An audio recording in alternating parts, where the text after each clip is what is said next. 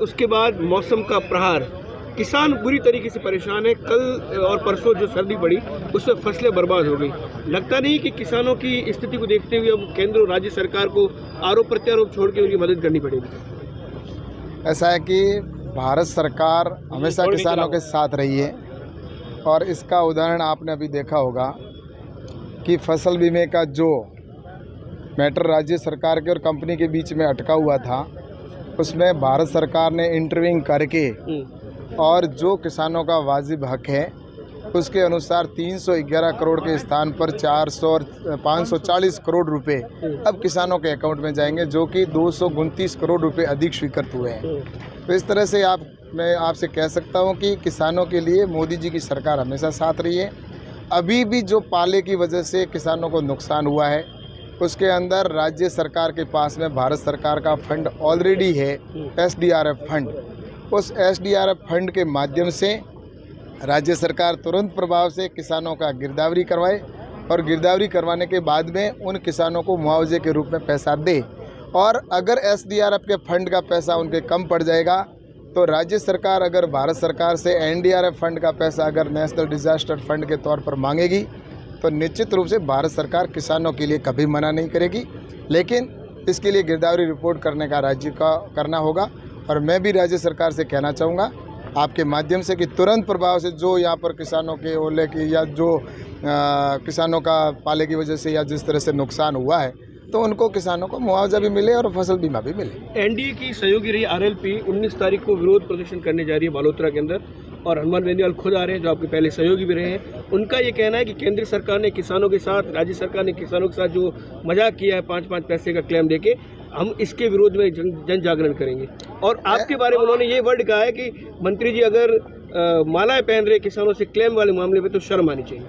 ऐसा है कि किसानों के लिए वैसे तो पूर्ण विषय राज्य सरकार का होता है, मैंने पहले भी कहा, फिर भी हमने किसानों के लिए जो क्लेम पास करवाया है राज्य सरकार और कंपनी के अधिकारियों को साथ में बिठाकर अब किसानों के अकाउंट में पैसा जा रहा है। और निश्चित रूप से किसानों के साथ में मोदी जी की सरकार है और ये किसान भली भांति जानते हैं, इसलिए मैं दूसरों के किसी की बात के ऊपर न तो कटाक्ष करूँगा न मैं किसी को ये कहना चाहूँगा। हम तो सिर्फ किसानों के हित की बात करते हैं और किसानों के साथ में निश्चित रूप से मोदी जी की सरकार साथ है। इसीलिए किसानों को जो मुआवजा मिलना चाहिए था वो मुआवजा दिलाने के लिए भारत सरकार ने दोनों जो कंपनी और एजेंसी को अपने राज्य सरकार को बिठा के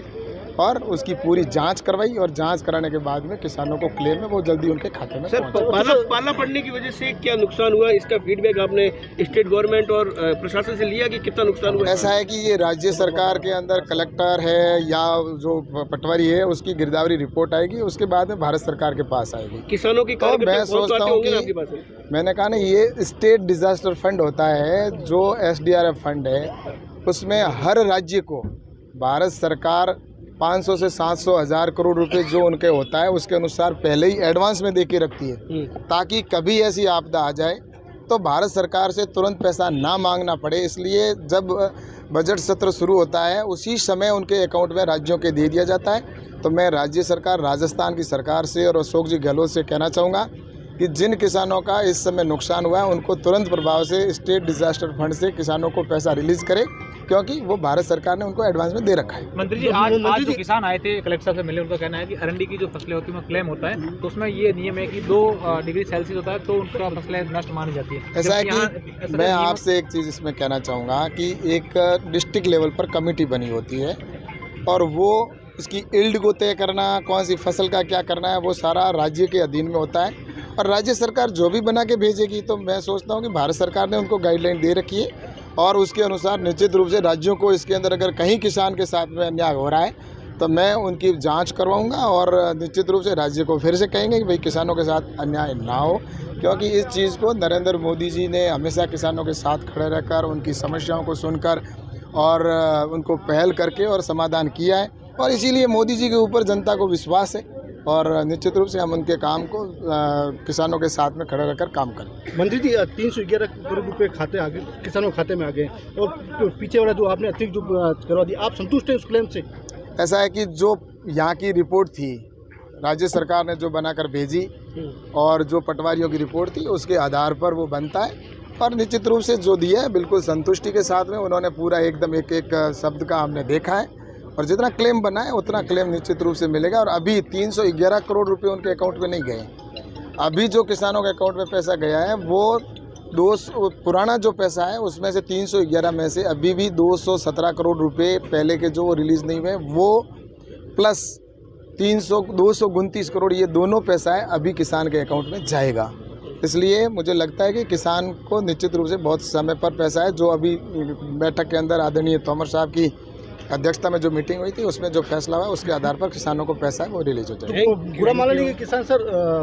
कह रहे हैं कि समझ नहीं पा रहे इस मामले को, विरोध उनका लगातार नहीं, उनका इसके बारे में विरोध नहीं है। मेरे से वो मिले थे, उनका विरोध इस बात को लेके है कि यील्ड का जो विषय है कि यील्ड जो बाजरे का है उसके अंदर जो यील्ड है उसको लेके आगे कमेटी बनेगी, उस कमेटी के अंदर कैसे करना है या राज्य सरकार के जो विषय हैं उनको लेकर उन्होंने कुछ चीज़ें कही है और इस पैसे को रिलीज जो है उसको लेकर मुझे धन्यवाद भी दिया उन्होंने। धन्यवाद।